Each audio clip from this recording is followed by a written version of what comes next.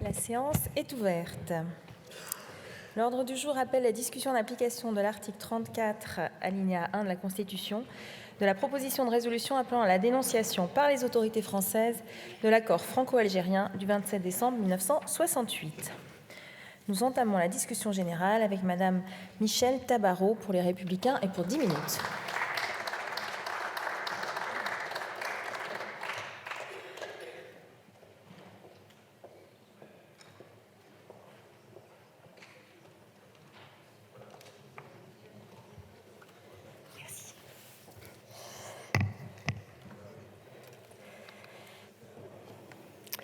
Bien, Madame la Présidente, Monsieur le Ministre, mes chers collègues, je suis heureuse d'ouvrir cette niche parlementaire au nom du groupe Les Républicains.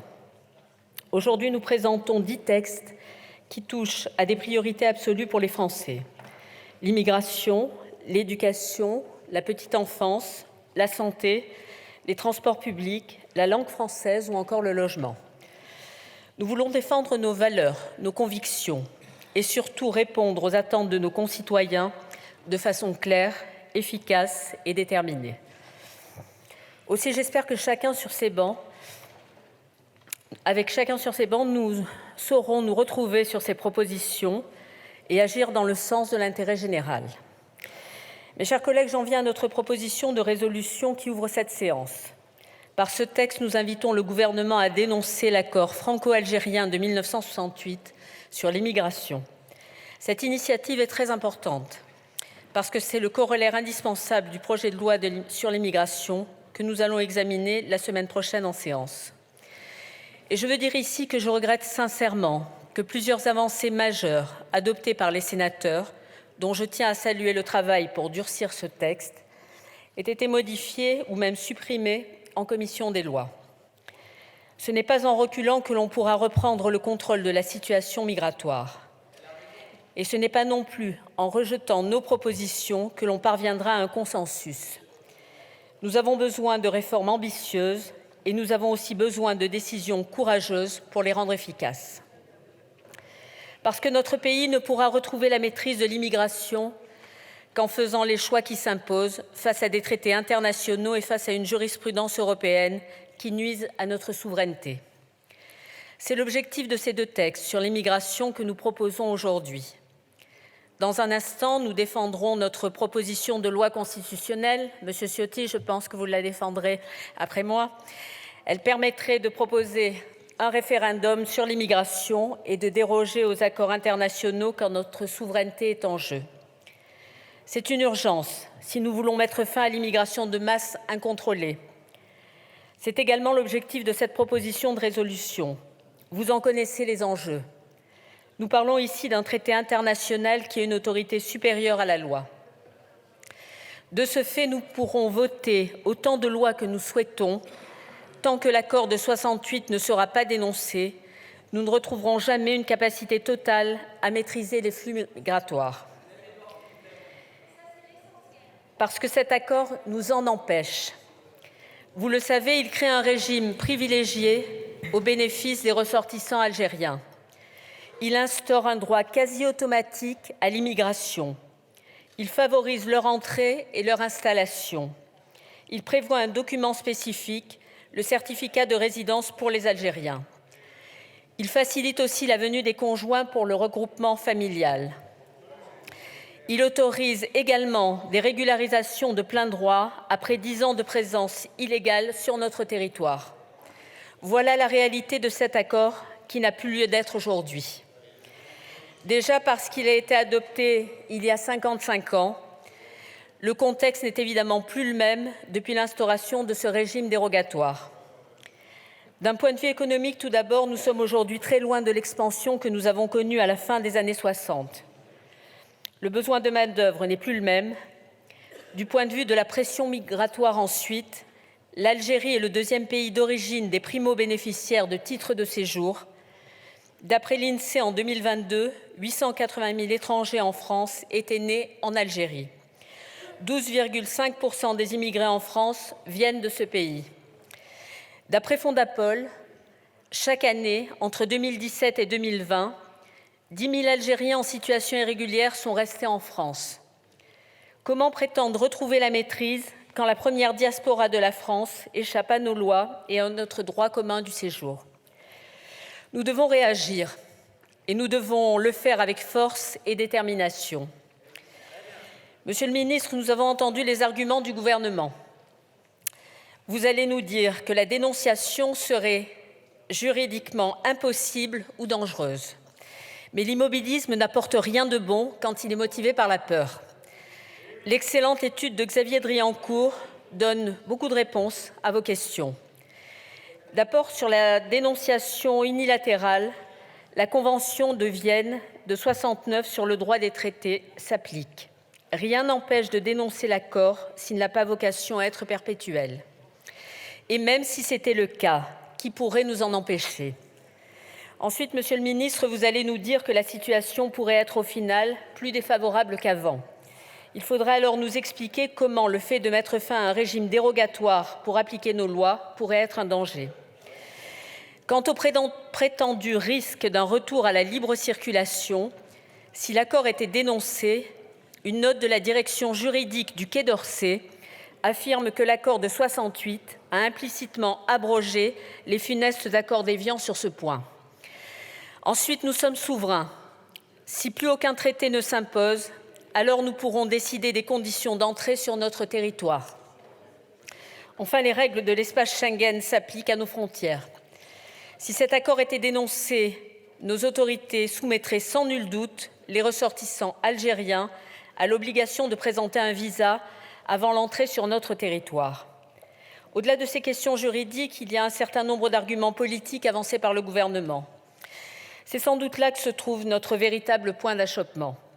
D'ailleurs, il semblerait que le président de la République vive assez mal notre initiative et voudrait dénier au Parlement le droit de traiter des affaires étrangères.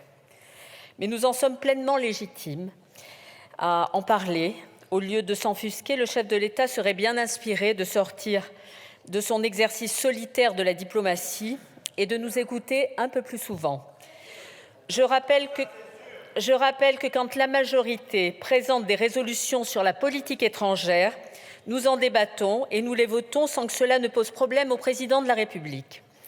Alors, Monsieur le ministre, vous allez nous dire que nous risquons de mettre à mal le prétendu réchauffement de nos relations avec l'Algérie. Mais de quoi parlons-nous? Le président Tebboune n'a aucune volonté de dialoguer avec la France. Faut-il rappeler toutes ces provocations? Faut-il rappeler qu'il a préféré aller voir Vladimir Poutine, qu'il a qualifié d'ami de l'humanité, plutôt que de venir en France? Faut-il rappeler qu'il a réintroduit dans l'hymne algérien un couplet violemment anti-français de façon totalement honteuse? Faut-il aussi rappeler la suspension? Faut-il rappeler la suspension? Seule l'oratrice a la parole, s'il vous plaît. Faut-il Vous prendrez la parole tout à l'heure, s'il vous plaît. Seule l'oratrice a la parole, et elle seule.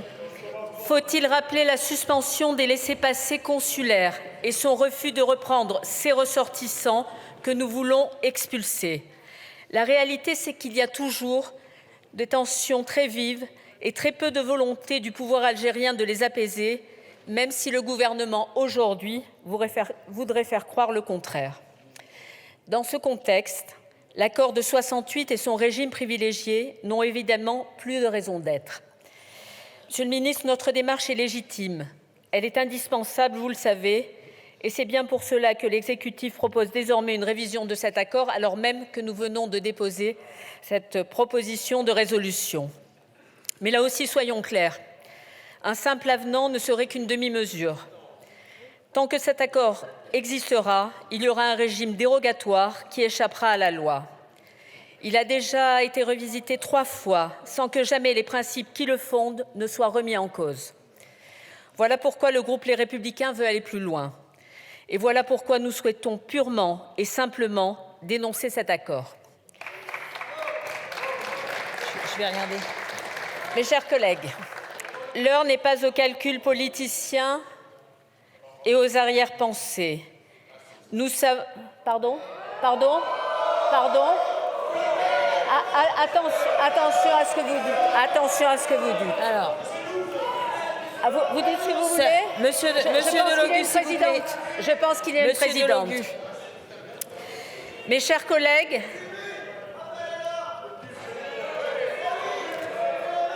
Alors, si vous souhaitez faire un rappel au règlement, vous le faites.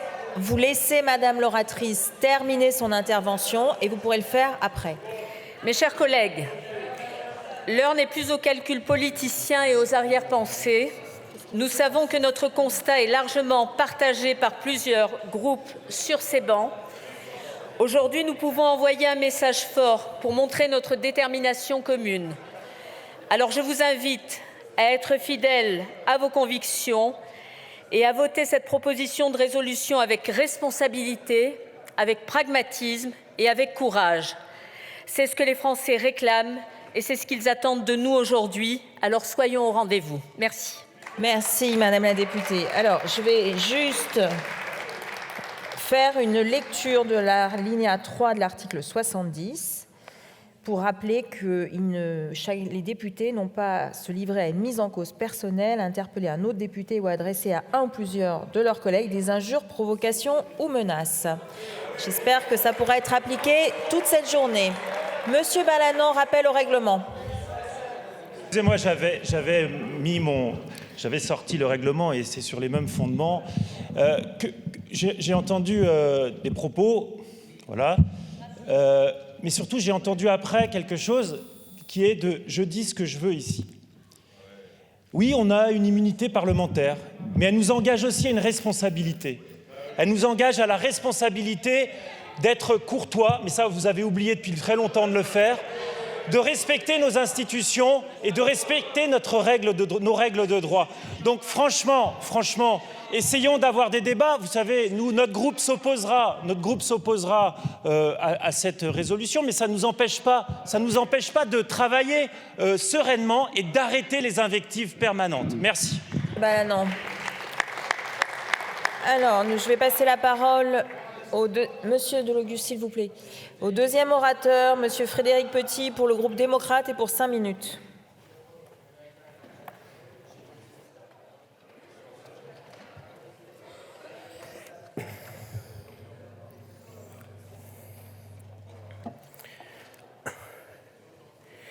Madame la Présidente, Monsieur le Ministre, chers collègues, au départ de mon intervention, je voudrais que nous prenions une vision d'ensemble sur l'état actuel de notre relation avec l'Algérie.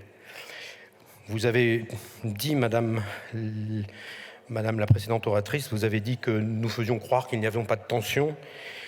Je rappelle que la Commission des Affaires étrangères, dans un rapport sur le budget, et après une mission que j'ai effectuée en Algérie, a appelé à la révision de cet accord dans un texte qui est accessible depuis 4 mois. L'état actuel de notre relation avec l'Algérie se caractérise par des faits sur lesquels, je pense, nous serons tous d'accord. Des blocages de diplomatie institutionnelle, vous l'avez rappelé. Je vais même plus fort. Ce que j'ai vu sur le terrain, c'est du harcèlement francophobe administratif. Et parfois peu compréhensible parce qu'il est, y compris dans sa propre logique, parfois absurde. C'est un tempo qui est dicté uniquement par les agendas intérieurs, alors que nous parlons de diplomatie, puisque nous parlons d'accord international. Mais il ne faut pas oublier, ma chère collègue, qu'en Algérie, il y a une énorme présence de Français, de francophiles, de liens entre sociétés civiles, de liens culturels, une francophonie très présente, ce que j'avais appelé dans mon rapport, très souvent sous les radars. Et puis, effectivement, il y a aussi une très grosse présence d'Algériens en France et de Français d'origine algérienne, vous avez rappelé les chiffres, dont une immense majorité est intégrée et créatrice de richesses. Je vous rappelle un chiffre que vous avez oublié de citer du même rapport, c'est que les Algériens sont la plus grosse nationalité à être bénéficiaire du contrat d'intégration républicaine. Mes chers collègues, je voudrais rappeler par cette petite introduction de commissaire des Affaires étrangères, on ne peut pas traiter les questions de migration internationale les yeux rivés sur notre territoire, ou pire, les yeux rivés sur notre microcosme. Je pense qu'il est important de poser les enjeux entre nos deux pays de manière globale avant de prendre des décisions hâtives. Effectivement, nos relations avec l'Algérie sont illisibles, chaotiques. Certains les voient comme un rapport de force souvent fantasmé, d'autres comme un rêve illusoire de coupure ou un lent et inéluctable divorce, ou des annonces toujours recommencées de grands retours de flamme pour un statu quo éternel. C'est à notre sens l'origine, peut-être compréhensible, de cette proposition de résolution qui est maladroite, sinon démagogique, et qui traite mal une vraie question. Je rappelle qu'on ne soigne pas la varicelle en traitant les boutons. 3 faits. Cette proposition de résolution nous mettrait hors du droit international. Au-delà de notre relation avec l'Algérie, notre pays ne peut pas aller dans cette direction de façon diplomatique. Le droit international est remis en cause aujourd'hui. Notre pays doit maintenir le droit international, ne peut pas s'en échapper. Deuxièmement, elle est beaucoup trop réductrice. Vous avez utilisé, madame, chers collègues, le mot « empêche ». Non, nous avons réduit, dans le droit actuel, nous avons réduit nos visas de plus de 410 000 à un peu plus de 100 000 pour faire pression sur les retours. L'action de la France n'est pas bridée. Et enfin, vous l'avez dit également, ça serait évidemment contre-productif. Non seulement il y aurait un risque de revenir à 62, mais vous avez cité vous-même Schengen. Schengen est dans bien des domaines plus avantageux que la situation de 68. Ce n'est pas de la peur dont nous parlons. Ce traité, effectivement, ne correspond plus au contexte de 55 ans, y compris au détriment de notre partenaire algérien. Il faut donc le renégocier. C'est ce que j'ai dit il y a 4 mois, c'est ce que nous pensons dans notre groupe. Il faut le renégocier, c'est cela la route diplomatique, respectueuse du droit international et qui permettra efficacement de sortir de l'imbroglio. Que pouvons-nous et que devons-nous exiger ? Eh bien, par exemple, ce que personne ne cite ici, mais qui me concerne et qui est tout à fait en logique avec la position globale que j'ai apportée, la francophonie. Nous devons renégocier en disant « vous demandez des facilités et vous cassez l'apprentissage du français dans votre pays. Ce n'est pas normal. » Ça, nous pouvons le faire si nous faisons une action diplomatique et pas une action dans notre coin. Nous pouvons évidemment demander la révision du droit des travailleurs, qui est effectivement pas adapté aujourd'hui, ou du regroupement familial, qui n'est pas de droit commun. Que pourrions-nous apporter aux Algériens ? C'est rendre applicable aux Algériens, aux étudiants, le passeport talent, le passeport French Tech, le séjour pluriannuel des étudiants. Les étudiants algériens chez nous sont évidemment désavantagés par rapport aux autres. Le groupe démocrate ne soutiendra pas ce texte. Parfois, il faut être intelligent pour deux, au lieu de s'isoler bêtement. Merci, monsieur le député. La parole est à madame Fathia Kelouachi pour le groupe socialiste et apparenté pour 5 minutes.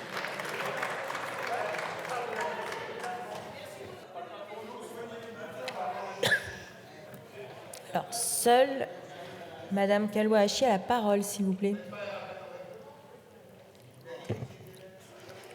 Monsieur Delogu, merci, madame la présidente. Mes chers collègues, souvenez-vous de la première séance plénière dans notre hémicycle en 2022. Une journée ternie par le discours honteux d'un député d'extrême droite, un discours blessant, vantant les mérites de l'Algérie française, vantant la colonisation. Aujourd'hui, c'est au tour de la droite de nous servir cette vieille soupe rance et stigmatisante envers les Algériens et envers l'histoire singulière de la France avec l'Algérie, nourrie d'un imaginaire post-colonial teinté de la nostalgie d'un temps révolu, trait d'union entre la droite et l'extrême droite dans cet hémicycle. Au lieu de se préoccuper du quotidien des Français, de l'inflation galopante, le groupe LR propose aujourd'hui de s'attaquer à un accord international, l'accord franco-algérien de 68, alors même que notre hémicycle n'a pas le pouvoir de le remettre en cause. Tout d'abord, cet accord est évidemment indissociable de l'histoire singulière qui lie notre pays avec l'Algérie. Une histoire complexe dont bon nombre de nos concitoyens sont les héritiers. C'est le témoignage d'une histoire partagée, longue de 132 ans de colonisation, dont 8 ans de guerre d'indépendance et 6 décennies de relations bilatérales sinueuses. Une relation tumultueuse et donc une relation fragile, parfois inflammable, et à laquelle vous voulez aujourd'hui mettre le feu. Cet accord signé en 68 et renégocié déjà 3 fois de suite était d'ailleurs initialement une volonté de la France de revenir sur les accords d'Évian et donc de revenir sur la libre circulation qu'il permettait. Rentrons donc dans le dur du texte. Vous énumérez dans votre PPR les dispositions les plus favorables au séjour des Algériens en France. Notons que le principal point favorable de ce traité est qu'un Algérien installé en France depuis plus de 3 ans peut bénéficier d'une carte de résidence pour 10 ans, contre 5 ans pour le droit commun. Oh, nous avons vu bien plus exorbitant comme avantage. Mais vous omettez, bien sûr, sciemment, chers collègues, d'énumérer parmi les dispositions celles qui sont les plus défavorables aux Algériens et qui sont bien plus strictes que le droit commun de tous les étrangers en France. Par exemple, pour les étudiants, ce sont les étudiants algériens qui sont soumis à une autorisation préalable provisoire de travail et, comme si cela ne suffisait pas, ils ne peuvent travailler que 50% de la durée légale. Et enfin, vous prétendez que cet accord est un appel d'air vers une immigration contrôlée, incontrôlée et incontrôlable des Algériens. Pourtant, la France a fait largement, très largement la démonstration qu'elle avait la main sur l'immigration légale algérienne, qui est d'ailleurs stable par une politique de visa très stricte. Rappelons enfin que l'immigration illégale, comme l'éloignement, comme les contrôles et les sanctions, ou encore le droit d'asile des Algériens, ne sont pas du tout régis par cet accord et relèvent du droit commun. Je vous le dis clairement, non, il n'existe pas ni droit inconditionnel, ni droit automatique à l'immigration des Algériens en France. Répondons enfin à la question que tout le monde se pose. Que se passerait-il si cet accord était dénoncé unilatéralement par notre Assemblée? Si une telle dénonciation aboutissait, imaginons-le une seconde, elle conduirait en toute probabilité à un statu quo ante, c'est-à-dire au retour des dispositions des accords d'Évian, et donc à une libre circulation des Algériens en France. Je doute très sérieusement que ce soit l'intention initiale des auteurs de ce texte. Mes chers collègues, ne vous rendez-vous pas compte que même si ce qui produit aucun effet juridique peut avoir des conséquences sociales et des conséquences diplomatiques désastreuses, au-delà de son caractère stigmatisant envers les Algériens, première communauté étrangère établie en France, ce texte est une ode à la brutalité des relations internationales. Cette proposition est donc irresponsable et fait courir un risque grave dans les relations bilatérales déjà fragiles. Qui peut croire aujourd'hui qu'une telle manœuvre contribue de quelconque manière au renouvellement de la relation entre la France et l'Algérie, si ce n'est que de l'envenimer davantage? Votre proposition est un leurre. Nous dénonçons l'instrumentalisation et, bien sûr, la haine des étrangers systématique avec l'Algérien comme épouvantail. La parole est à Madame Stéphanie Cochert pour le groupe Horizon et Apparentés pour 5 minutes.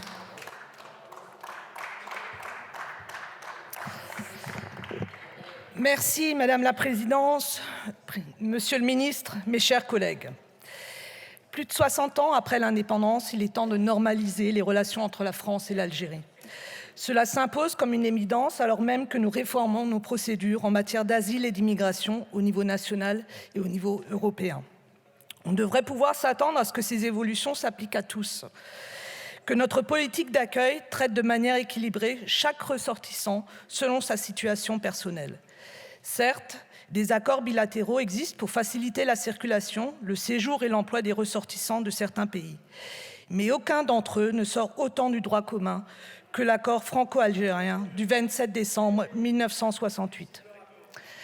À en écouter les partisans de cet accord, il serait légitime, car issu d'une histoire de 132 années de colonisation à la mémoire douloureuse, mais aussi justifié par les facilités de circulation existantes avant l'indépendance. Mais la mémoire ne doit pas s'imposer comme l'alpha et l'oméga de nos politiques publiques.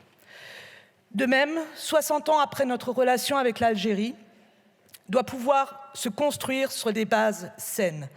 La création d'une commission mixte d'historiens sur l'histoire de la colonisation portée par le président de la République permettra notamment de dépolitiser et d'apporter sereinement le passé. En parallèle, la visite de la Première ministre le 9 octobre 2022 à Alger a permis de renouveler les partenariats pour l'économie, la mobilité et la jeunesse. Ces partenariats renouvelés prouvent que l'on peut s'émanciper de la mémoire franco-algérienne dans de nombreux domaines. Cela devrait être aussi le cas pour la politique migratoire.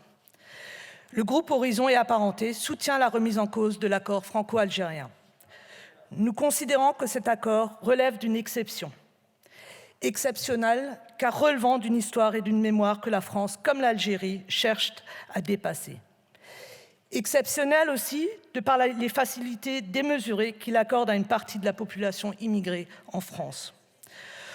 Au regard des 16 accords qui lient la France à des pays avec lesquels nous partageons une histoire, notamment coloniale, les stipulations de l'accord sont beaucoup plus favorables que le droit commun pour les ressortissants algériens.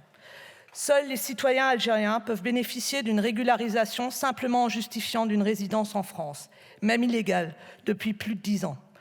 En cas de regroupement familial, l'exigence d'une intégration et d'insertion réussie dans la société française n'est pas vérifiée. Le conjoint algérien peut aussi obtenir un certificat de résidence de 10 ans après 1 an de mariage, seulement, contre 3 ans de vie commune pour les autres nationalités. De par son caractère exceptionnel, cet accord ne peut perdurer indéfiniment dans une situation qui satisfait ni la France ni l'Algérie. La France demande en retour depuis de nombreuses années une coopération renforcée dans la reconduite à la frontière des clandestins et le nombre de laissez-passer consulaires accordés par l'Algérie. De leur côté, certains étudiants et professionnels algériens se voient, de par cette situation particulière, exclus de dispositifs réservés aux étrangers en France, comme le passeport talent et les cartes de séjour, recherche d'emploi, création d'entreprises ou stagiaires salariés. Dénoncer cet accord pose des questions délicates en termes juridiques, plus encore en termes diplomatiques. Nous ne minimisons pas les difficultés que cela engendrerait. Il revient évidemment à l'exécutif de fixer les objectifs de notre politique étrangère sur ce sujet. C'est parce que nous sommes convaincus qu'il appartient in fine au président de la République de fixer les objectifs de la nation à l'international que nous n'aurions pu déposer nous-mêmes un tel texte. Mais puisqu'il nous est demandé aujourd'hui de nous prononcer sur la question, nous voterons en faveur de cette proposition de résolution. Merci Madame la députée. La parole est à Madame Sabrina Sebaï pour le groupe écologiste NUPES et pour 5 minutes.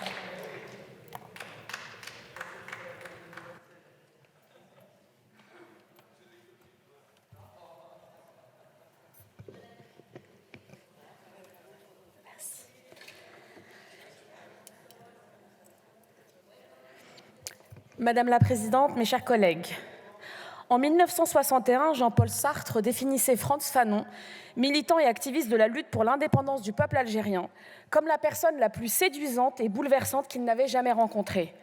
En 1962, Jean-Marie Le Pen livrait dans une entrevue « Nous avons torturé en Algérie parce qu'il fallait le faire ».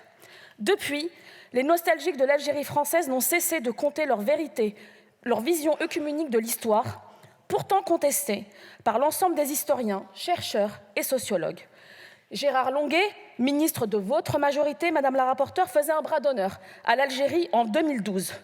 José González, un peu plus à droite de vos bancs, ouvrait notre législature en invoquant sa nostalgie de l'Algérie française. Vous-même, Madame, vous nous avez gratifié d'un certain refus de repentance mémorielle et d'accord d'indépendance que, et je vous cite, trouvez funeste. Je passerai bien évidemment vos amis tels que Jean-Pax Meffray, chantant joyeusement « Nostalgérie » dans la ville que vous avez administrée depuis plus de 20 ans. Et cette résolution, mes chers collègues, elle est la continuité malheureusement logique de cette idéologie rance, nostalgique, du temps béni des colonies sur fond d'islamophobie et de racisme anti-algérien. 132 ans, c'est le nombre d'années que la France a passé comme puissance occupante du territoire algérien. Alors même que des Algériens, mais aussi des Français, sont encore les témoins vivants des massacres perpétrés par l'armée française lors de la guerre d'indépendance, vous nous expliquez que l'accord de 1968 est instrumentalisé comme une forme de dû en compensation des années de colonisation. Mais enfin, Avez-vous du respect, Madame la rapporteure? Avez-vous du respect pour les étudiants algériens qui ne peuvent pas disposer de titres pluriannuels ou travailler directement, comme tous les autres étrangers sur notre sol, sans autorisation de la préfecture? C'est cela pour vous un régime favorable? Avez-vous du respect pour nos traités internationaux, ceux-là même qui tordent le cou à votre résolution? Ou alors, à moins que vous ne soyez désormais de ceux qui appellent à la désobéissance, un peu comme les soulèvements de la terre? Dénoncer unilatéralement ce traité, selon de nombreux juristes, c'est revenir aux accords d'Évian, ceux-là même qui prévoyaient une liberté de circulation totale entre l'Algérie et la France. Je ne suis pas certaine que votre ligne politique soit une ouverture plus large aux portes de notre pays, quand vous préférez laisser les migrants en Méditerranée, quand le patron de votre formation politique déclare qu'aucun port ne doit accueillir des navires humanitaires et quand vous demandez que des mineurs soient enfermés en centre de rétention administrative. Alors, votre résolution, ce n'est que de l'affichage politicien. Vous voulez faire plaisir à la frange de votre électorat la plus extrême, celle-là même que vous retenez le plus possible afin que sa voix ne parte pas au Rassemblement national. Vous versez dans les clichés, tous plus honteux les uns que les autres, et tant pis pour l'histoire et la vérité. Tant pis pour cet accord qui a été conclu dans un contexte de sortie de colonisation. Tant pis pour l'histoire, tant pis pour les Algériens, tant pis pour ces Français d'origine algérienne qui sont aujourd'hui médecins, ingénieurs, élus ici sur ces bancs, maires, sénateurs, ministres. Vous préférez toujours pointer du doigt quelques cas isolés pour en faire des généralités outrancières et ainsi agiter le chiffon rouge entre deux peuples qui pourtant ont beaucoup plus à s'offrir qu'à s'arracher. Finalement, cette résolution est dans la droite ligne des errements de politique étrangère de notre pays. On sacrifie l'intérêt du pays pour des considérations de bas populisme. La vérité consiste à dire que des siècles d'histoire nous unissent, que dans la vraie vie, et pas sur X, des liens de profonde amitié unissent les peuples algériens et français. Cette motion ne fera qu'affaiblir la position de la France en Afrique et au Maghreb. Ayons le courage de dire que cette résolution est une erreur et qu'elle tourne le dos même aux engagements du président de la République lors de sa visite en Algérie. Ainsi, nous ne voterons pas cette résolution parce qu'elle tord le cou à des siècles d'histoire, à des milliers d'historiens, de scientifiques, de spécialistes, mais avant tout à l'humanité. Nous ne voterons pas cette résolution parce que nous devons continuer le travail de mémoire sur cette page sombre de notre histoire et non la rayer, voire pire, la glorifier. Nous ne sommes pas de ceux construisons des murs, mais des ponts, vous l'aurez compris. Nous ne sommes pas de ceux sombrons aux pires sirènes démagogiques, obsédés par l'Algérie et les Arabes. Nous ne voterons pas cette résolution car c'est une manière de tourner le dos à la Méditerranée et à notre histoire. J'espère ici que chacun saura que sa voix compte. Je vous remercie. Merci Madame la députée. La parole est à Madame Soumia Brouaha pour le groupe Gauche démocrate et républicaine NUPES et pour 5 minutes.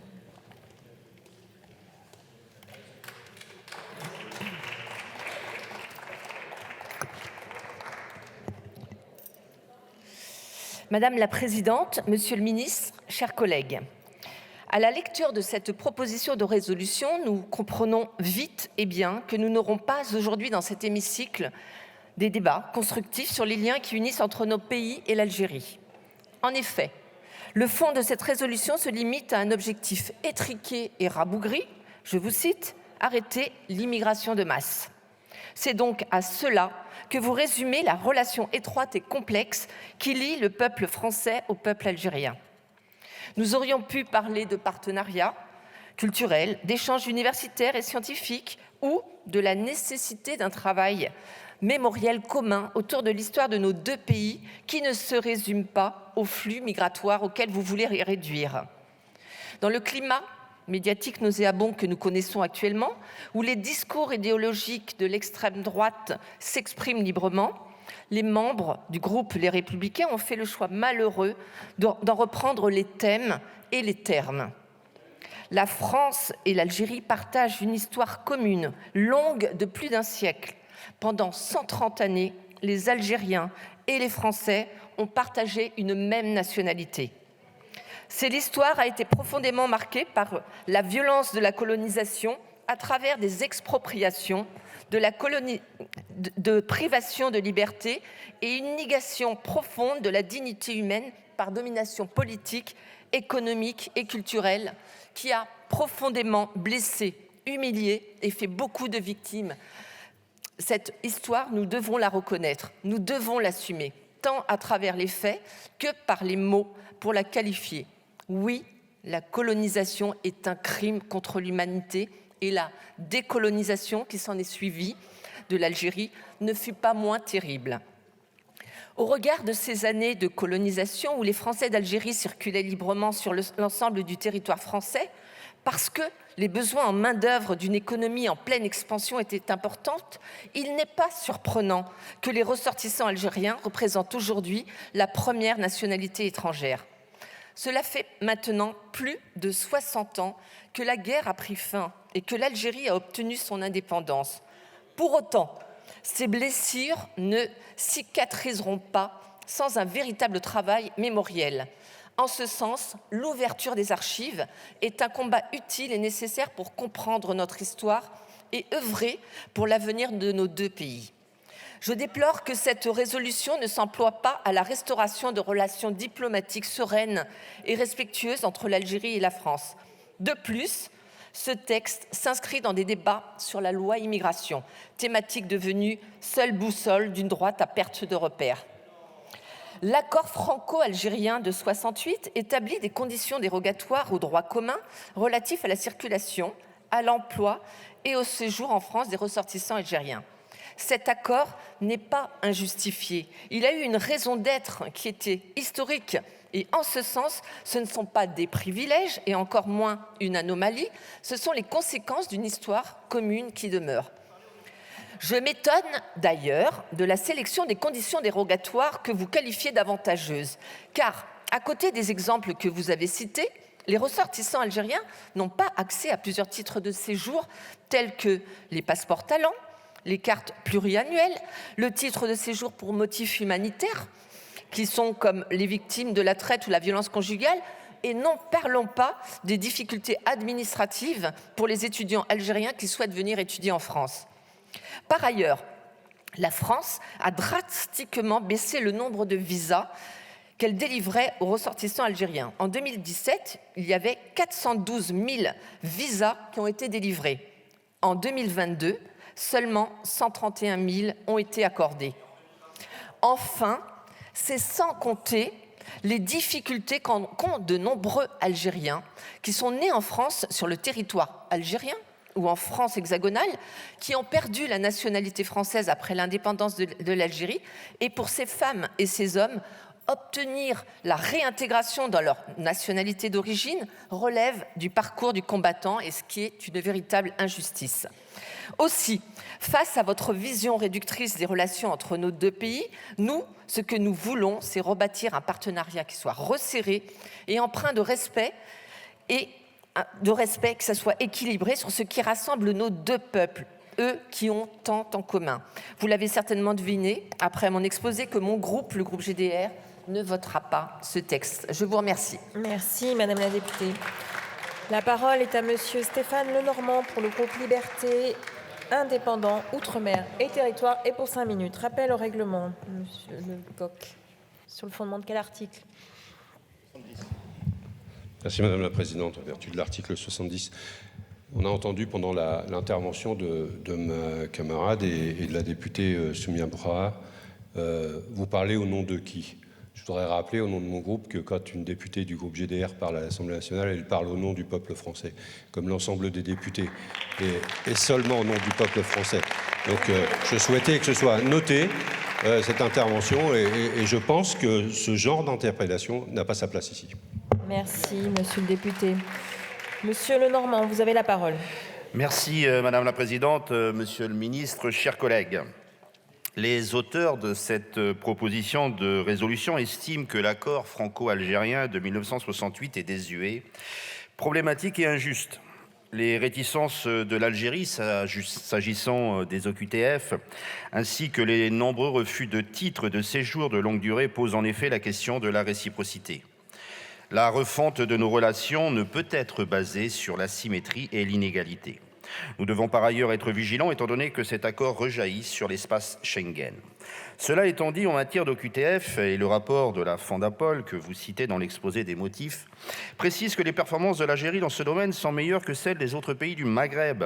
Dès lors, nous ne partageons pas votre volonté de faire de cet accord un totem de la politique de l'immigration ou un sujet incontournable de la diplomatie française au Maghreb. Premièrement, la présence des ressortissants algériens est à relativiser. Selon l'INSEE, elle est restée quasiment stable sur les 5 dernières années, entre 600 et 610 000 détenteurs de titres de séjour. Par ailleurs, en 2021, le pays dont les ressortissants sont les plus nombreux à acquérir la nationalité française est le Maroc, avec 16% au total, devançant l'Algérie. Au-delà du nombre de titres, il faut tenir compte des liens de causalité historique. Il suffit de regarder nos voisins européens. En Belgique, l'immigration en provenance de la République démocratique du Congo est croissante et surtout s'inscrit depuis les années 90 dans la logique d'études puis d'installation. De même, le Portugal a signé en 2022 un accord avec les États de la communauté des pays de langue portugaise qui permet la délivrance de visas temporaires et de visas permanents, sans l'avis des services des étrangers et des frontières. Cet accord couvre 6 pays, notamment le Brésil et la Guinée-Bissau. Vous voyez que s'il est original, l'accord de 1968 n'est pas une exception. Deuxièmement, la dénonciation de l'accord n'apparaît pas comme une solution pertinente. D'abord, si le séjour des Algériens relève du droit dérogatoire au droit commun, il laisse toutefois aux autorités françaises une véritable marge de manœuvre. Et c'est sur cette marge de manœuvre, plutôt que sur le plan diplomatique, qu'il faut jouer. Le contrôle de la délivrance des visas est en effet largement administratif. Selon le rapport toujours de Fondapol précité, il y a eu en 2017 et 2020 une politique très stricte d'examen des demandes de visas. Cela a permis de réduire le nombre d'entrées avec 183 000 visas délivrés en 2019 contre 411 000 en 2017. La France ne subit donc pas les dispositions de cet accord. On pourrait d'ailleurs se demander pourquoi ni Jacques Chirac ni Nicolas Sarkozy, qui connaissaient pourtant ce sujet, n'ont pas décidé de mettre fin à cet accord bilatéral. Enfin, permettez-moi de rappeler que l'article 1er prévoit que le contingent de travailleurs algériens entrant en France sera fixé de nouveau d'un accord commun. L'accord de 1968 prévoit donc un dialogue particulier sur la question des quotas. Troisièmement, notre groupe regrette les conséquences diplomatiques de votre volonté de dénoncer l'accord aujourd'hui. D'abord parce que l'Algérie est un acteur clé de la région du point de vue sécuritaire. Ce pays a un rôle à jouer entre la Libye, le Mali, le Niger et la Mauritanie. Sur le plan économique, l'Algérie est un producteur d'énergie et courtisé comme tel par nos voisins et partenaires européens, s'agissant surtout du gaz et du pétrole à bas prix pour leurs concitoyens dans un contexte de guerre en Russie. Ensuite, il n'est pas anodin que l'accord de 1968 ait été signé par les ministres des Affaires étrangères de l'époque, dont Abdelaziz Bouteflika, qui fut par la suite président de l'Algérie pendant 20 ans. Enfin, vous proposez de créer un électrochoc diplomatique au moment où le président de la République tente de réchauffer les relations franco-algériennes. Le rapport Stora et la commission mixte sur la colonisation tentent en effet de relancer le travail de mémoire nécessaire autour de la décolonisation de l'Algérie. Ce sujet empoisonne nos relations depuis 60 ans, ne mettant pas en péril ce processus. Une troisième voie serait de rénover cet accord pour assurer plus d'équité dans nos relations bilatérales. Malheureusement, vous préférez une position radicale qui consiste à rompre au moment où le dialogue pourrait reprendre. Et quand vous aurez mis fin à ce qui reste encore une coopération historique, vous critiquerez peut-être l'Algérie de se jeter totalement dans les bras de la Chine ou de la Russie. N'oublions pas, dans notre histoire, l'apport important des Algériens à la France, que ce soit les harkis, les sportifs comme le boxeur Marcel Cerdan ou encore l'autrice Albertine Sarrazin, parmi tant et tant d'autres, illustres ou anonymes. Pour toutes ces raisons, notre groupe ne votera pas cette résolution. Je vous remercie. Merci, monsieur le député. La parole est à madame Huguette Tina pour le groupe Renaissance et pour 5 minutes.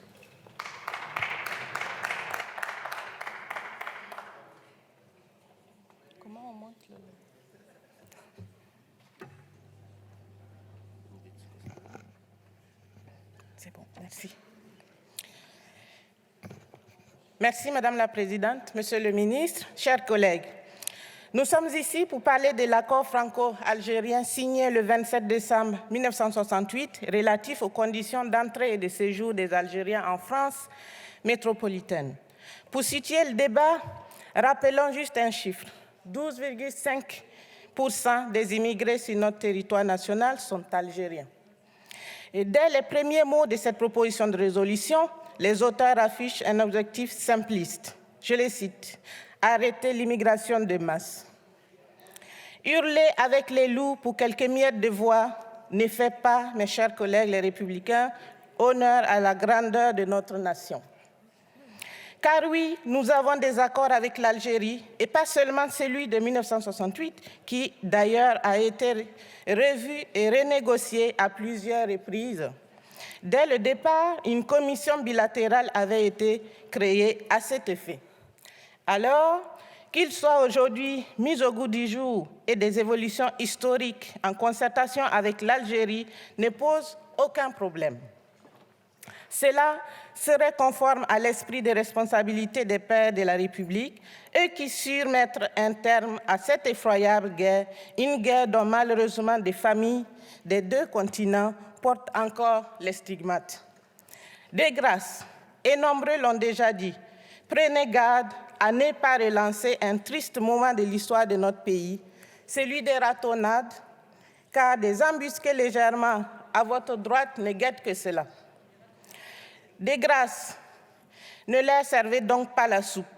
Soyez plutôt les dignes héritiers de Jacques Chirac, Philippe Séguin et bien d'autres de votre famille, si bien sûr vous en avez souvenance. Eux n'ont jamais transigé sur la ligne de l'arc républicain. Et ils ont su tenir les rênes de la France sans aucune compromission avec l'extrême droite. Cette extrême droite que vous croyez aujourd'hui pouvoir doubler afin de ramasser ces quelques voix qui, ainsi, vous confondraient. Alors, unilatéralement dénoncer cet accord, plutôt comme le permettent des textes en réunissant sa commission de suivi et le renégocier, ne peut s'interpréter que comme une agression envers un pays voisin et ami. Ces pays voisins dont les liens historiques profonds et intimes nous unissent malgré tout. Qu'en serait-il de la crédibilité de nos engagements, de la signature de la France, si nous agissons de la sorte? Je sais les désirs cachés de ceux que vous suivez ou tâchez de doubler, comme je l'ai dit précédemment. Eux souhaitent tester la résistance de la représentation nationale sur ce thème de renégociation des accords internationaux. Car après Alger, ils en voudront plus. L'objectif caché n'était pas bien sûr le Frexit. Le voulez-vous vraiment? Alors, en conclusion, si notre groupe vous rejoint sur le fait que les dispositions de cet accord ne correspondent plus à la situation actuelle, si notre groupe encourage vivement le gouvernement à renégocier cet accord conformément aux engagements du président de la République, nous sommes intimement convaincus que la révision de cet accord, qui est donc nécessaire, doit être entreprise par le gouvernement français et algérien dans le cadre d'une relation de confiance. Une relation de confiance qui est bien sûr en voie de construction puisque notre Premier ministre et ses ministres se sont déplacés en Algérie afin de raviver ces relations. Nous considérons donc que le vote de cette proposition de résolution ne ferait que repousser cette révision. Et le groupe Renaissance privilégie l'action et les résultats à la posture et au déclaratif. C'est pourquoi nous voterons contre cette proposition de résolution, et cela afin de permettre au gouvernement français d'engager les négociations de révision de cet accord avec le gouvernement algérien, et cela en confiance. Je vous remercie. Merci, Madame la députée. La parole est à Monsieur Kevin Pfeffer pour le groupe Rassemblement national et pour 5 minutes.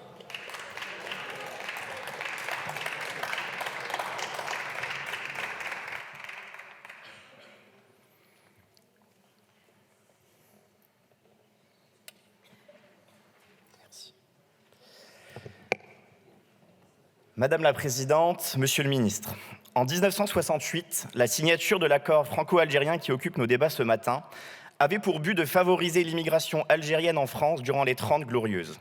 C'était une réponse au développement rapide de notre économie pour encourager la venue d'une main-d'œuvre étrangère. La France comptait alors moins de 300 000 chômeurs. 55 ans plus tard, la France en compte plus de 5 millions. Et 40% des ressortissants algériens vivant en France sont chômeurs ou inactifs. C'est 3 fois plus que les Français. Cet accord, traité international ayant une valeur supérieure à nos lois, régit de manière dérogatoire la circulation, le séjour et le travail des Algériens en France et prévoit des conditions d'entrée beaucoup plus favorables que pour les autres pays. Les Algériens peuvent accéder plus rapidement à la délivrance d'un titre de séjour valable 10 ans. Le regroupement familial est quasiment automatique, sans que les conditions d'intégration ne soient préalablement vérifiées. Aucune possibilité non plus de retrait d'un titre de séjour, même en cas de trouble à l'ordre public. Ils bénéficient d'une liberté totale d'établissement pour exercer une activité de commerçant ou une profession indépendante.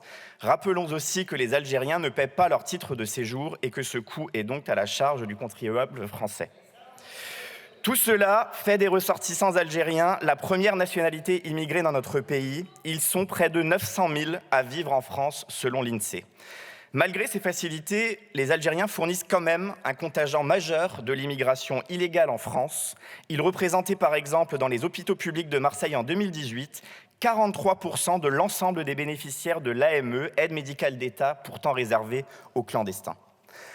Alors, le temps est venu de mettre fin à cette brèche dans notre ordre juridique, qui fait que les Algériens ne sont pas soumis à nos lois sur l'immigration. Et parce que le RN est pour l'égalité, l'égalité entre tous les étrangers, le temps est venu de mettre fin à cet accord qui participe à l'immigration de masse, carburant de l'insécurité et dont les Français ne veulent plus. Et le ministre Darmanin doit le dire, car ce sera également le cas la semaine prochaine quand nous débattrons sur la nouvelle loi immigration. Une large partie de la population issue de l'immigration ne sera pas concernée par les dispositions de cette loi, ce qui la rendra encore moins efficace. Mais alors, quel intérêt avons-nous à prolonger un tel régime au bénéfice d'un État qui, de son côté, use de l'immigration comme une arme de chantage contre la France, au bénéfice d'un État volontairement défaillant dans la délivrance des laissez-passer consulaires, pourtant nécessaires à l'expulsion des Algériens sous obligation de quitter le territoire.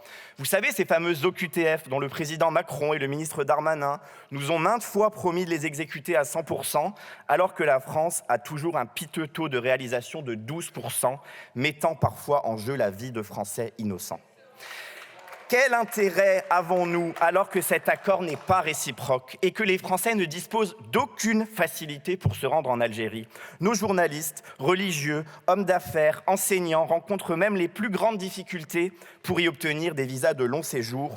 Nous le disons, le temps est venu de dénoncer cet accord. Le gouvernement nous dit le contraire. Il use d'abord d'un premier argument politique. Cela casserait la dynamique des relations entre nos pays, alors que le président Tebboune pourrait accepter une visite officielle à Paris au printemps prochain. Mais soyons honnêtes, la seule dynamique qui est observée dans nos relations, c'est celle du nombre de visas octroyés par la France et qui va atteindre 300 000 rien que pour l'année 2023. Si le président Tebboune vient à Paris, ce sera d'ailleurs pour négocier de nouveaux avantages, mais aussi pour gagner, il faut le dire, en légitimité politique en Algérie. Le gouvernement use ensuite d'un deuxième argument contre la dénonciation, juridique cette fois. Mais la France pourrait dénoncer unilatéralement ce traité en estimant qu'il est obsolète, comme le prévoit la Convention de Vienne. Vous le savez peut-être, monsieur le ministre, mais il est considéré par les meilleurs juristes, y compris ceux du gouvernement, que la dénonciation de cet accord signifierait simplement que les ressortissants algériens seraient soumis au droit commun comme tous les autres ressortissants étrangers dans notre pays. Contre une dénonciation, vous prônez donc une renégociation. Mais l'accord a déjà été renégocié à plusieurs reprises, chaque fois en maintenant les avantages particuliers au profit des Algériens. Cette voie est donc illusoire. Mais beaucoup d'entre vous en sont conscients, car on a pu lire dans la presse que le sujet faisait débat, même entre les groupes et les députés de la majorité. Et même votre ancien Premier ministre Édouard Philippe le dit, le maintien de cet accord n'est plus justifié. Alors, chers collègues, votons pour cette résolution. Cela permettra de remettre à plat nos relations avec Alger, d'instaurer un équilibre sans chantage. Et dans tous les cas, en 2027, Marine Le Pen fera ce que vous n'avez jamais tous eu le courage de faire en matière d'immigration, et notamment sur cet accord qu'elle dénoncera. Merci, monsieur le député. Je vous indique que sur cette proposition de résolution, je suis saisie par le groupe La France Insoumise NUPES d'une demande de scrutin public que j'annonce dans l'enceinte de l'Assemblée nationale. La parole est à Monsieur Bastien Lachaud pour le groupe La France Insoumise NUPES et pour 5 minutes.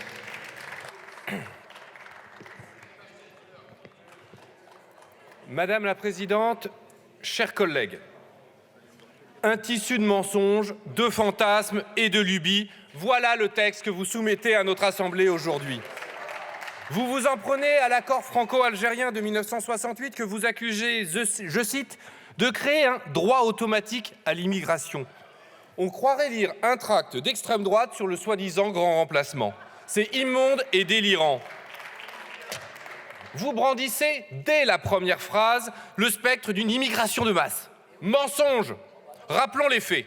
Avec 12% de sa population née à l'étranger, notre pays occupe une position très moyenne parmi les pays de l'Union européenne. Vous pointez encore la trop grande place prise par l'immigration familiale. Mensonge! Les faits encore. Le nombre de titres de séjour liés à l'immigration familiale est en baisse de 4% sur les 20 dernières années. On est très loin de la submersion. Vous décrivez l'accord algérien comme extrêmement favorable. Mensonge encore. Contresens historique même. L'accord de 1968 a précisément été signé pour encadrer l'immigration algérienne, volonté partagée alors par les gouvernements du général de Gaulle et du président Boumedienne. Favorable, il l'est par certains aspects. L'histoire commune, douloureuse, de nos deux pays le justifie. Mais par d'autres, beaucoup moins. Il est défavorable aux étudiants et il n'exonère nullement les ressortissants algériens des règles d'accès au marché du travail et des règles d'éloignement. Surtout, il y a un fossé entre les dispositions théoriques et la réalité que vivent des dizaines de milliers de gens dans les consulats et les préfectures. Dossiers impossibles à déposer en ligne, rendez-vous impossibles à obtenir, blocage administratif infini. Dans mes permanences parlementaires, je reçois semaine après semaine des familles franco-algériennes déchirées. Elles ne parviennent même pas à obtenir un visa de court séjour pour un grand-père ou une grand-mère qui veut voir ses petits-enfants durant les vacances. Voilà la réalité. Et vous parlez d'un droit automatique à l'immigration? C'est du délire pur et simple. Mais vous savez sans doute tout cela au fond. Comme vous savez sans doute que votre texte est aussi inconséquent qu'incantatoire. Il est inconséquent car, selon le Conseil d'État lui-même, dénoncer l'accord franco-algérien de 1968 pourrait aboutir à rétablir le régime antérieur instauré par les accords d'Évian de 1962, la libre circulation totale entre l'Algérie et la France, soit l'effet inverse de celui que vous prétendez rechercher. Il est incantatoire, car même si notre Assemblée venait à le voter, ce vote n'a aucune valeur d'injonction sur le président de la République. Lui seul a le pouvoir de dénoncer cet accord bilatéral. Et s'il le dénonçait unilatéralement, comme vous l'appelez de vos vœux, il violerait le droit international et discréditerait la parole de la France. Est-ce que cela que vous voulez? Ce serait insensé et vous le savez tout aussi bien. Alors, pourquoi vous obstiner? Nous ne le savons que trop. Habité par une obsession morbide, vous rejouez à l'infini la guerre d'Algérie. Vous flattez le vent mauvais de la xénophobie et du racisme en espérant en tirer on ne sait quel bénéfice électoral inavouable. Vous tournez le dos à l'histoire et à l'honneur de votre famille politique, celle du gaullisme, pour courir après le Rassemblement national. Cynisme et démagogie. Vous n'êtes pas les seuls dans cette Assemblée à faire ce calcul sordide. D'autres, sur les bancs de la majorité présidentielle, vous disputent la palme et vont aujourd'hui voter avec vous. Honte à vous, car les conséquences de vos paroles sont graves.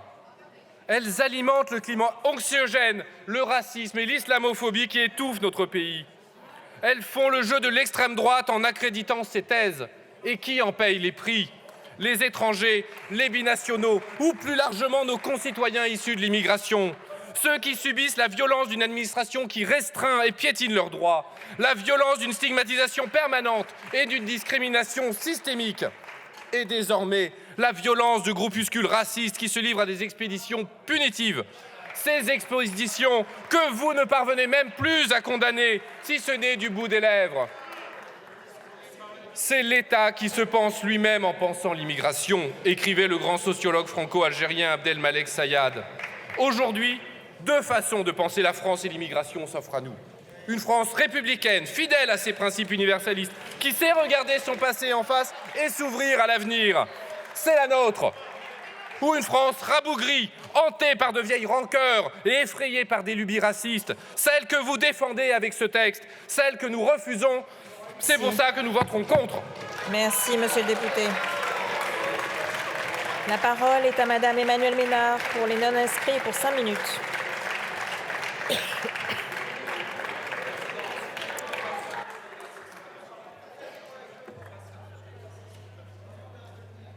Merci, monsieur.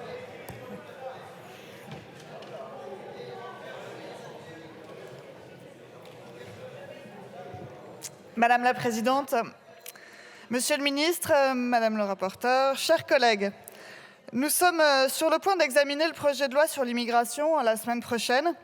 Ce texte, dépecé en commission par la majorité et la NUPES, toujours prompte à rechercher l'électorat qui lui manque, ne concernera pas l'immigration des Algériens. Pourquoi ?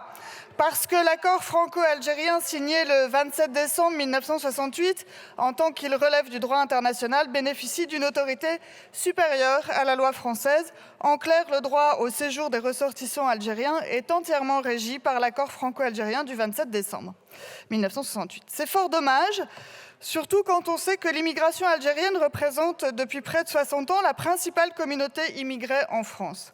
Malgré les polémiques récurrentes, les chiffres sont éloquents.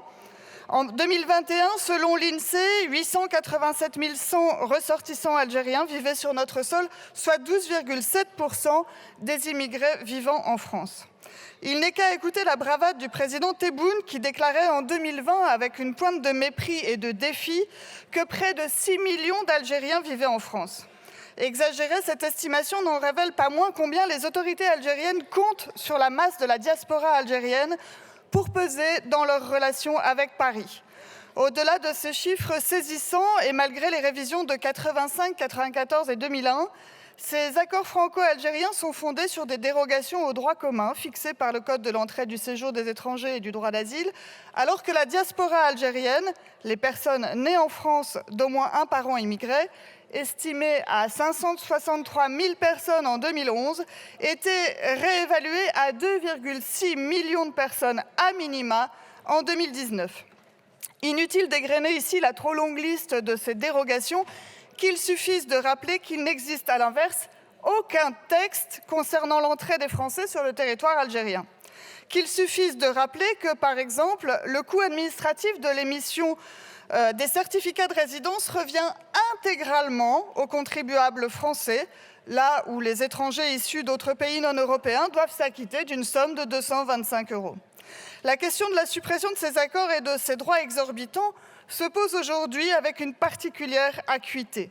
Non seulement le contexte n'est plus le même qu'en 1968, non seulement le gouvernement algérien ne respecte toujours pas ses propres obligations en matière de laissez-passer consulaires, mais il est de plus en plus insupportable de voir que les visas accordés par la France sont devenus un droit, je cite, « un prix à payer par la France pour la colonisation de l'Algérie 132 années durant », comme le déclarait déjà en mai 2012 le président Bouteflika.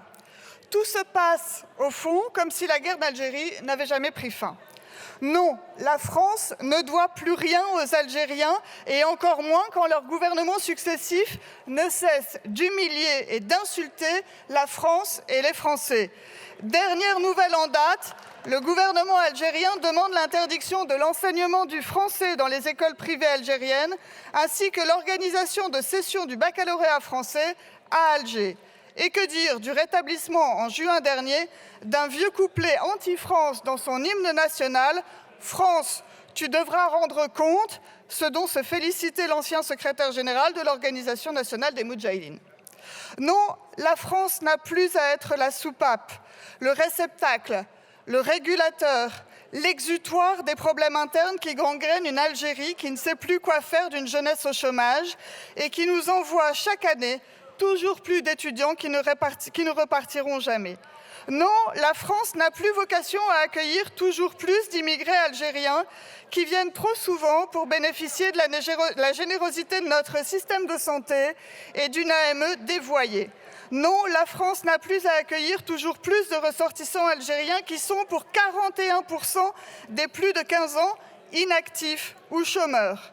Non, la France n'a plus vocation à accueillir une délinquance algérienne qui représentait en 2021 20% au total des étrangers écroués. Voilà pour les chiffres, mais il y a plus grave. Comment comprendre en effet que selon les derniers chiffres en notre possession, qui datent de 2008, seuls 12% des enfants d'immigrés algériens étaient diplômés de l'enseignement supérieur et que 24% d'entre eux n'étaient pas diplômés au-delà du brevet? Comment comprendre que de trop nombreux jeunes Français d'origine algérienne ne se sentent pas français? Ces données parlent malheureusement d'elles-mêmes. Ce ne sont pas simplement ces accords qu'il faut dénoncer, c'est toute notre politique d'assimilation et d'intégration qu'il nous faut revoir. Je vous remercie. Merci Madame la députée. La discussion générale est close. La parole est maintenant à Monsieur Olivier Becht, ministre délégué chargé du commerce extérieur, de l'attractivité et des Français de l'étranger.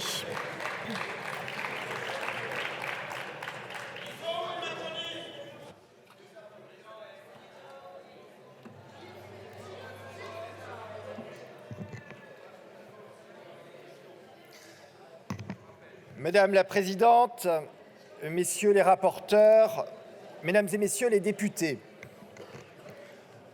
dans notre pays, dans notre société tout entière, et depuis un certain nombre d'années, pour ne pas dire de décennies, l'immigration est un sujet qui cristallise les tensions, les débats qui se tiennent régulièrement dans cette Assemblée, jusqu'à celui qui nous réunit aujourd'hui, en sont évidemment l'une des expressions. Depuis 2017, et sous l'impulsion du président de la République, les gouvernements successifs ont fait en sorte de prendre en la matière des positions équilibrées. Le projet de loi pour contrôler l'immigration, améliorer l'intégration actuellement à votre étude, en est un parfait exemple. Il vise à nous permettre à la fois de mieux expulser les individus qui n'ont pas vocation à rester sur notre territoire et à mieux intégrer ceux qui ont vocation à y rester. Le ministre de l'Intérieur a d'ailleurs résumé le projet de la façon suivante: simplification, intégration, fermeté. Mais il est un autre sujet, Mesdames et Messieurs les députés, qui en France attise les passions. Il s'agit de la relation forte, et c'est le fruit de notre histoire, que nous entretenons avec l'Algérie. C'est le cas d'ailleurs aujourd'hui dans notre hémicycle, où l'accord de 1968 est remis en question et montré du doigt par certains comme la source de tous les maux liés à l'immigration en France. Ce débat m'amène aujourd'hui devant vous, au sein de cette Assemblée, pour vous répondre. Mesdames et Messieurs les députés, qui appelaient à dénoncer cet accord, vous prétendez qu'il s'agirait là d'un moyen de mettre fin à un droit automatique à l'immigration et à une immigration de masse. Or, on ne peut décemment affirmer que mettre fin à l'accord de 68, c'est arrêter l'immigration. L'équation... S'il vous plaît, seul Monsieur le ministre a la parole. L'équation, Mesdames et Messieurs les députés, ne saurait être si simple. Mais vous n'entendez rien parce que vous n'arrêtez pas de parler. Non, vous n'entendez rien parce que vous n'arrêtez pas de parler. Seul Monsieur le ministre a la parole, s'il vous plaît. Ceux qui présentent cette équation comme telle, à des fins idéologiques, politiques, électoralistes, cherchent en fait à faire adhérer notre société à un leurre. Il y a dans cette équation de nombreux facteurs à prendre en compte, de nombreux faits et de nombreux chiffres à manier avec prudence. Pourquoi ? Essentiellement parce que cet accord ne donne pas Je vous cite, un droit automatique à l'immigration. Cet accord n'est pas la porte ouverte, je cite encore une fois vos mots, à une immigration de masse. Pourquoi? Il n'y a pas de droit automatique au visa, ni de court séjour, ni de long séjour pour les Algériens. C'est une réalité. Dénoncer cet accord ne réglerait donc en aucun cas la question de l'immigration illégale à laquelle notre pays et une grande partie des pays européens font face, cette immigration illégale que nous combattons. Le gouvernement s'oppose donc à la dénonciation de l'accord franco-algérien du 27 décembre 1968 et défend au contraire la nécessité de l'ajuster à la fois à la réalité de notre relation avec l'Algérie et à nos objectifs en matière d'immigration. En premier lieu, je voudrais vous assurer que dénoncer cet accord ne réduirait pas l'immigration légale en provenance d'Algérie. Mais souffrez quand même qu'on vous réponde, mesdames et messieurs. On vous a écouté. Dans l'hypothèse d'une dénonciation, les Algériens seraient simplement soumis aux dispositions du droit commun des étrangers. Si dans certains cas, le droit commun est plus restrictif que l'accord de 1968, il peut, dans d'autres cas, être plus libéral. Admettons que l'accord soit dénoncé. Les demandes de visa déposées seraient tout simplement examinées selon de nouveaux critères. C'est tout. Aucun argument sérieux ne permet d'affirmer que le volume des titres de séjour diminuerait automatiquement. J'ajoute qu'il est illusoire de penser que c'est l'existence de cet accord qui pousse les migrants algériens à faire le choix de la France. La dénonciation de cet accord n'aurait donc aucune incidence sur les migrations irrégulières. Ensuite, n'écartons aucun élément de l'équation et n'oublions pas que la dénonciation de l'accord nous exposerait à une réaction des autorités algériennes qui aurait de sérieuses conséquences et pourrait conduire à geler notre dialogue migratoire. Or, la fin de notre dialogue migratoire, ce serait la fin de la délivrance des laissez-passer consulaires pour les consulats algériens en France et donc la fin de la possibilité pour la France de faire admettre les ressortissants algériens en séjour irrégulier. La fin des laissez-passer consulaires, cela veut dire aussi qu'il faudrait envisager une sortie en masse des ressortissants algériens se trouvant dans les centres de rétention administratifs. Ce serait fortement préjudiciable, en particulier pour les profils les plus signalés. Nous avons donc besoin de ce dialogue migratoire. Et même si nous pouvons et nous devons toujours mieux faire, notre coopération en la matière avec l'Algérie est en amélioration, en particulier s'agissant de la délivrance des laissez-passer consulaires. J'en viens à un autre élément déterminant de cette équation complexe que vous nous proposez en réalité de résoudre si simplement. Nos relations militaires et sécuritaires avec l'Algérie pourraient être affectées avec des conséquences directes sur la sécurité de notre pays et des Français, notamment en matière de lutte contre le terrorisme, les réseaux criminels et l'immigration illégale. Ces coopérations, aujourd'hui, elles fonctionnent bien.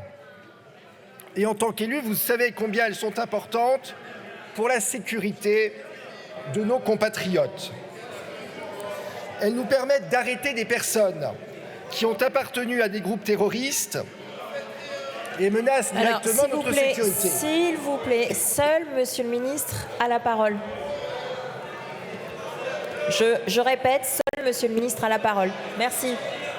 Si on peut continuer, si ça ne vous dérange pas trop. Voilà. Eh oui. Non, alors. Mais ce n'est pas parce que vous n'êtes pas d'accord sur le fond que vous n'avez pas à respecter le débat démocratique.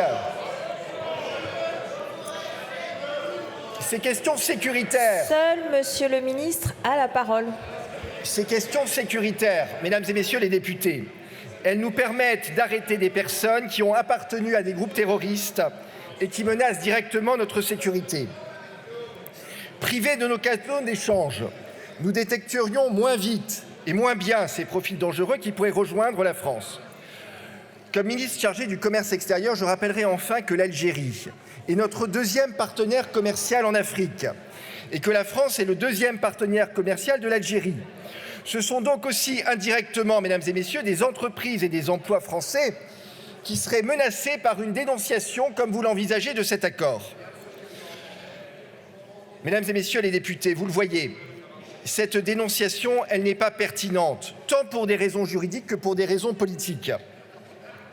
Vous proposez de mettre fin, je vous cite, à l'immigration de masse, à un droit automatique à l'immigration qui en réalité n'existe pas dans le droit. La dénonciation de cet accord serait donc contre-productive par rapport aux résultats que vous fixez. J'en viens maintenant à un second point. Ce que nous proposons, en revanche, c'est de travailler avec les autorités algériennes pour ajuster l'accord de 1968 et l'adapter à la réalité des circulations humaines entre la France et l'Algérie et à nos objectifs en termes d'immigration.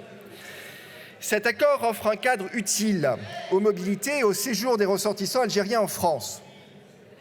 Il est un outil qui permet la mise en place de nouveaux modèles de mobilité et une meilleure régulation des migrations avec l'Algérie.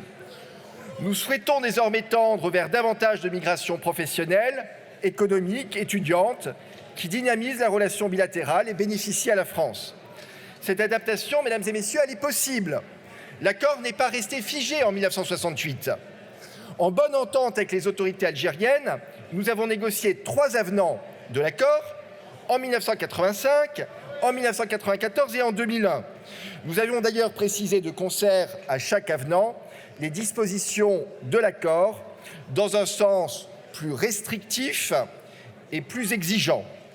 En 1985, nous avions renforcé les exigences pour l'admission de ressortissants algériens sur le territoire français en introduisant par exemple des conditions de ressources et précisant les conditions de délivrance des certificats de résidence.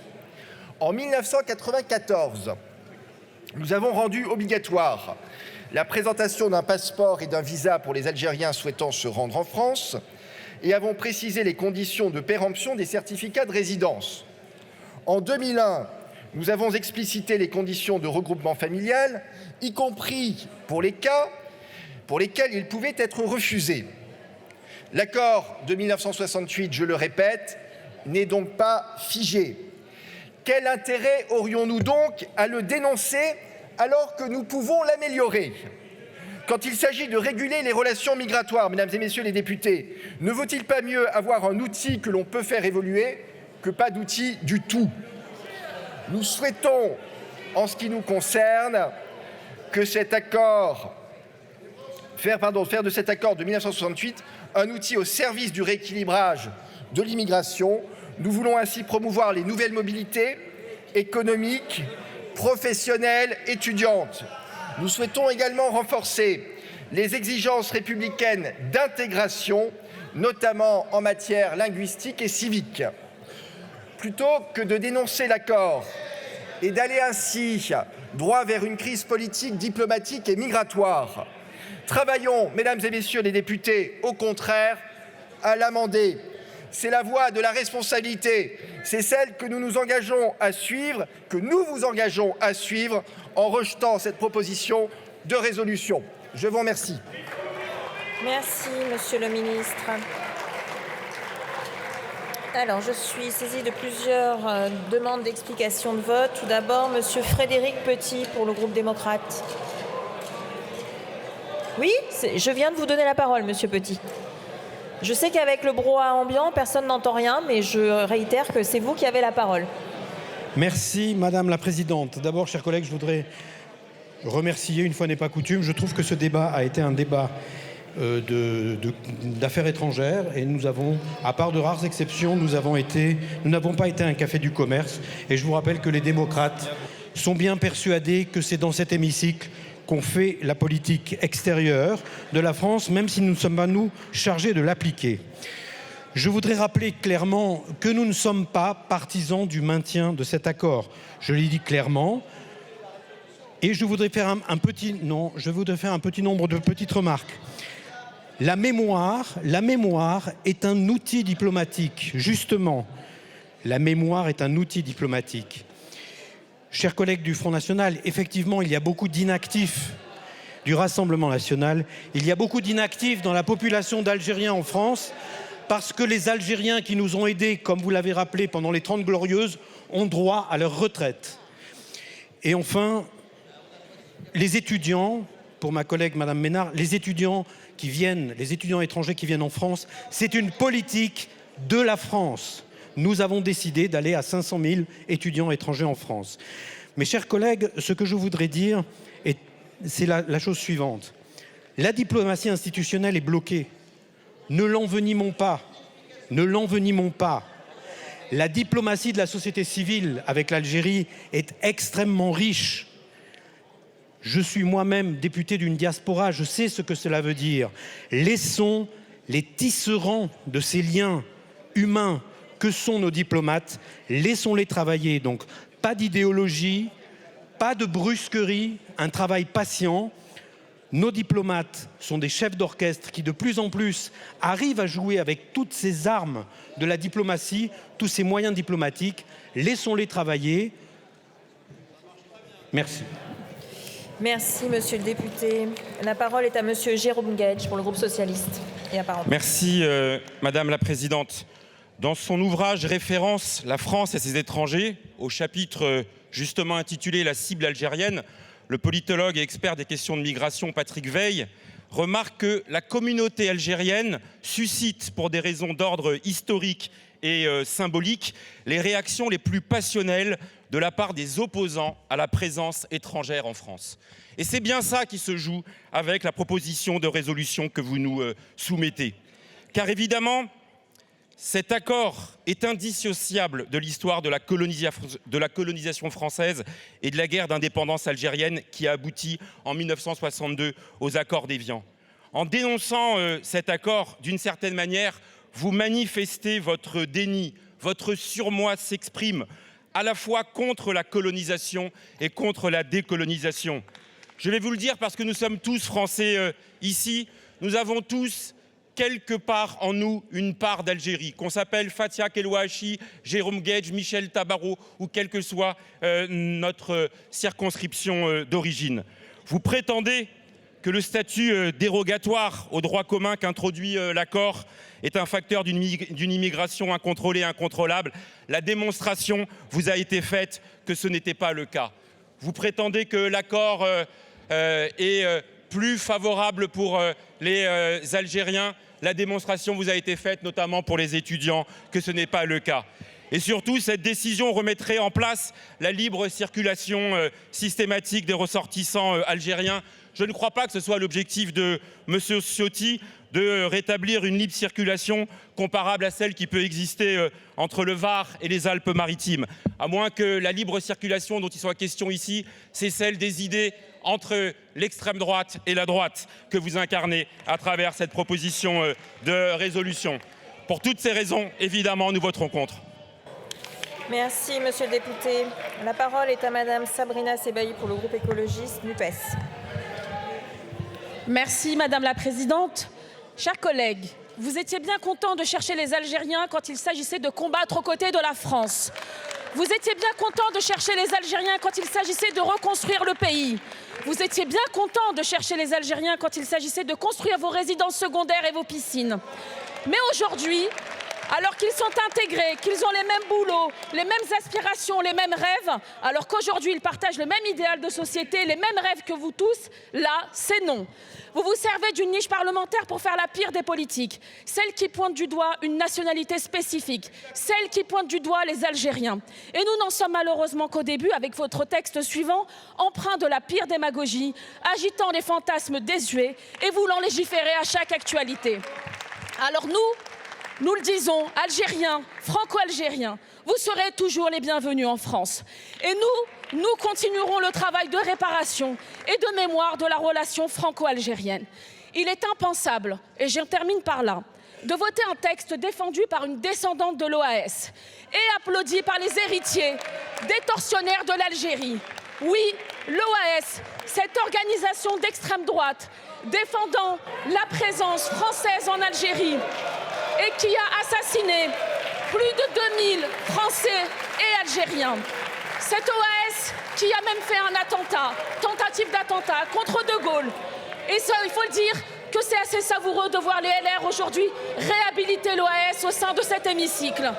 Donc vous l'aurez compris, pour toutes ces raisons, notre groupe votera contre cette résolution. Je vous remercie. Merci, Madame la députée. La parole est à Madame Soumia Bouroua pour le groupe GDR-NUPES. Merci Madame la Présidente. Alors, depuis ce matin, nous parlons de cette résolution, d'ailleurs, que vous avez déposée en tout premier, certainement parce que c'est un sujet qui vous préoccupe au plus haut point. Vous dénoncez l'accord franco-algérien, qui est pour moi irresponsable. Mais ne soyons pas dupes. Ne soyons pas dupes. Ce sujet que vous avez mis dans votre niche en première position est placé dans un contexte et pour cette future loi d'immigration, parce que vous voulez toujours casser l'immigré. Que vous introduisez toujours ce sujet.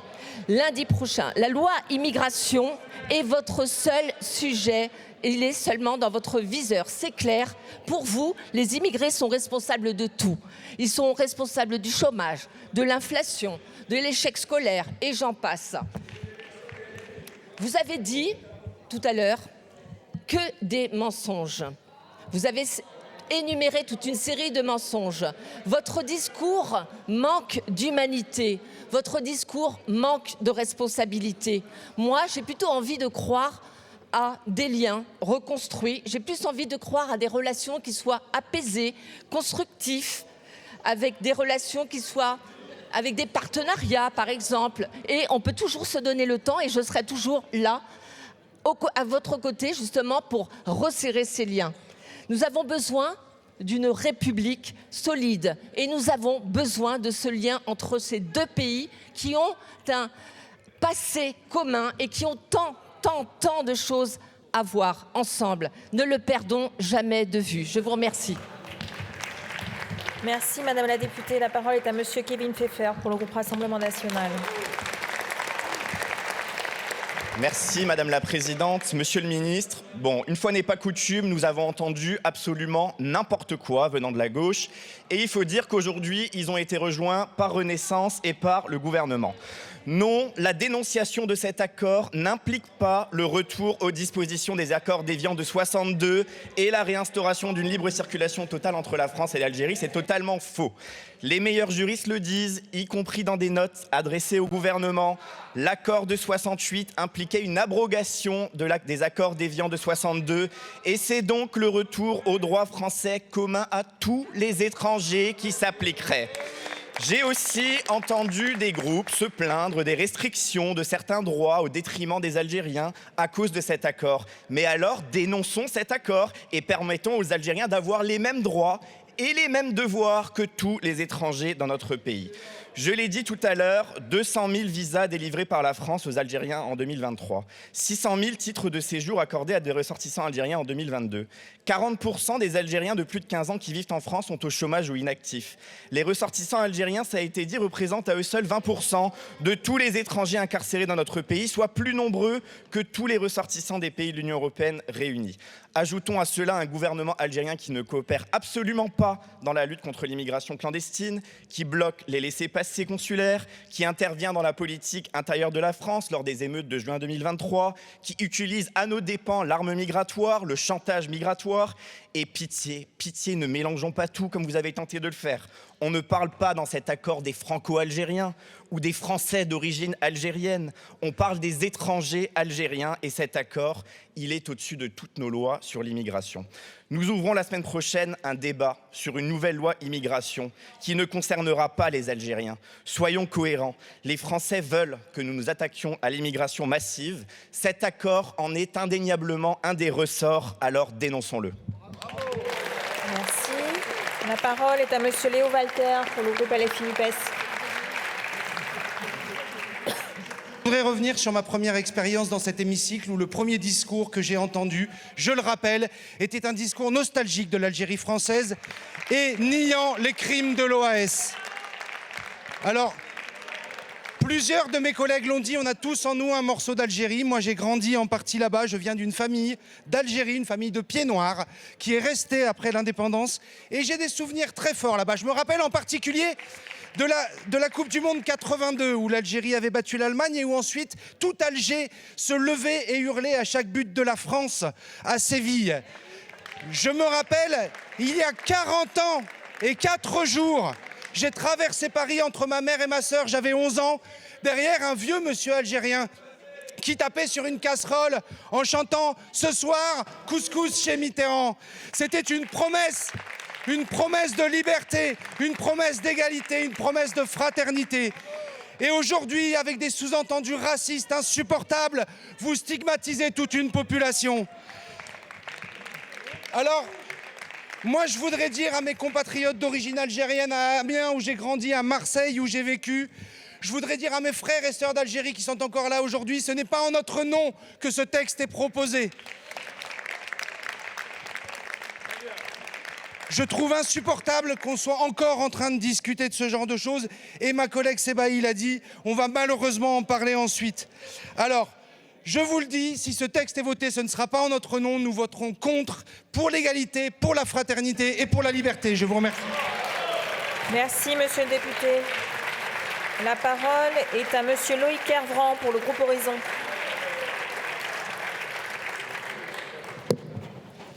Merci, Madame la Présidente. Rapidement, d'abord sur la forme, je crois que je veux redire qu'il est important que le Parlement, les représentants des Français s'expriment sur les questions de politique étrangère et je veux redire notre amitié au président et à la Commission des Affaires étrangères. Et singulièrement sur un sujet comme celui-ci, puisque sur ce sujet, l'accord dont nous parlons fait que le droit que nous votons tous ici ne s'applique pas à 1 million d'Algériens qui sont sur notre sol et à des millions d'Algériens qui peuvent faire souhaiter le rejoindre. Et sur le fond, sans redire ce qu'a excellemment dit ma collègue Stéphanie Cochère tout à l'heure, redire d'abord que nous ne devons pas être prisonniers de la mémoire et que la politique mémorielle ne doit pas être l'alpha et l'oméga de la politique. Et redire que le groupe Horizon considère que cet accord est trop dérogatoire par rapport à tous nos autres accords internationaux et à notre droit et qu'en conséquence nous voterons pour cette résolution. Merci monsieur le député. La parole est à madame Michèle Tabarot pour les Républicains.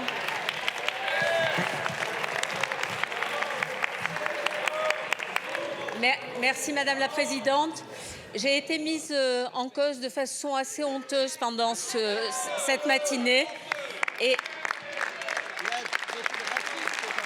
je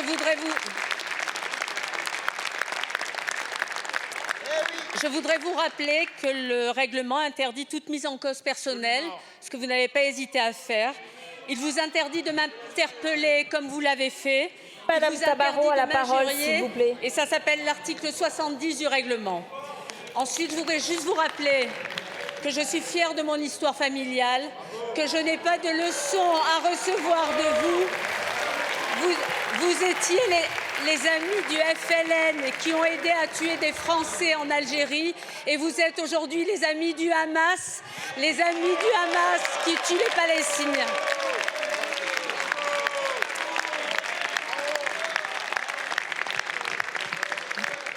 Les amis du Hamas qui ont été d'une barbarie incroyable avec les Israéliens. Donc à partir de là, aucun commentaire à entendre de vous.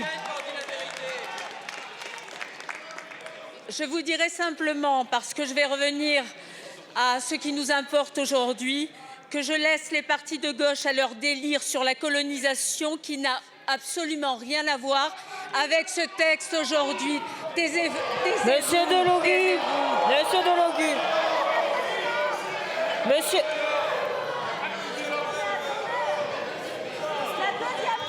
Ça fait deux fois. Vous allez trop loin, mais quoi qu'il en soit, je sais Seule Madame Tabarot à la parole, je suis là.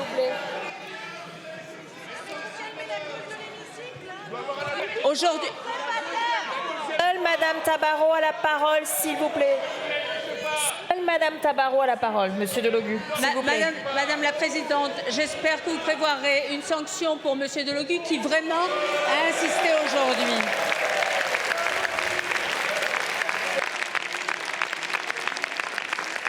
Enfin, je comprends que ce texte pose des problèmes aujourd'hui, qu'il gêne cette extrême gauche qui ne veut rien entendre et qui surtout ne veut pas travailler pour le bien de la France. Nous avons la volonté de dénoncer cet accord parce que nous savons qu'il est lourd de conséquences aujourd'hui. La loi sur l'immigration ne s'appliquera pas aux Algériens. Il y aura toujours des facilités pour entrer sur le territoire et pour s'y installer. Toujours des facilités pour le regroupement familial. Vous avez beau minorer l'impact de cet accord, mais il est réel. Et ce n'est pas une simple révision qui pourra le minorer. Voilà pourquoi je renouvelle mon appel à tous ceux qui partagent nos convictions pour voter en faveur de cette proposition de résolution. Et je dis alors, à la majorité... Seule Madame Tabarot a la parole. Chacun a pu s'exprimer. Non, chacun a pu s'exprimer. Seule Madame Tabarot a la parole. Merci. Et je dis... arrêtez d'insulter les personnalités qui ont fait l'histoire de notre pays. Chacun a pu s'exprimer. Seule Madame Tabarot a la parole. Voilà, et enfin, j'en appelle au gouvernement qui devrait se souvenir qu'en ayant révisé 3 fois déjà cet accord, il n'y a eu aucune amélioration. Que depuis 2017, vous essayez de tout faire avec le gouvernement algérien. Le président est allé même plusieurs fois en battant sa coulpe et en venant avec 16 ministres pour changer les choses, et que le président Tebboune a refusé les laissez-passer consulaires. Donc, voyez bien ce qui se passe et prenez les décisions qui s'imposent avant d'examiner le texte la semaine prochaine sur l'immigration. Merci, Madame la députée. Je vais mettre aux voix la proposition de résolution. Je rappelle qu'il y a un scrutin public.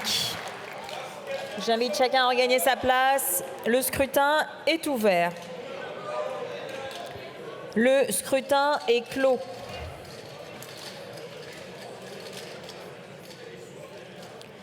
Votant 267, exprimé 265, majorité 133, pour 114, contre 151.